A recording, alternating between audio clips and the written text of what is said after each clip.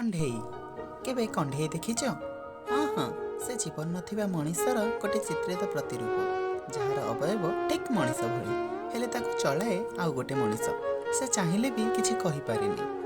କଣ୍ଢେଇ ପଡ଼ିଥାଏ ସେମିତି, ତାକୁ ଚଲେଇଲେ ଚାଲେ, ବସେଇଲେ ବସେ, ବାସ୍। ମୁଁ ଆଜି ସେମିତି ଗୋଟେ କଣ୍ଢେଇ ପାଲଟି ଯାଇଛି।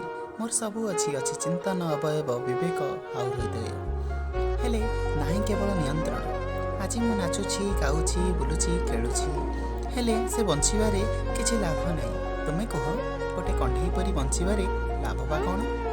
ବାସ୍, ଏବେ ନଜର କେବଳ ସେ ସମୟ ଉପରେ। ବାସ୍, ଏବେ ନଜର କେବଳ ସେ ସମୟ ଉପରେ କେଉଁଠୁ ନେଇକି କେଉଁଠି ପକେଇଛି। ଦେଖ, ଆଗକୁ ବି କ'ଣ ହେଉଛି।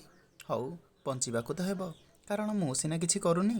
ହଉ, ବଞ୍ଚିବାକୁ ତ ହେବ, କାରଣ ମୁଁ ସିନା କିଛି କରୁନି, ହେଲେ ଜଣେ ତ ଅଛି ଯିଏ ମୋ ସହ ଖେଳିକି ପାଉଛି ଅସରନ୍ତି ସୁଖ। ଧନ୍ୟବାଦ।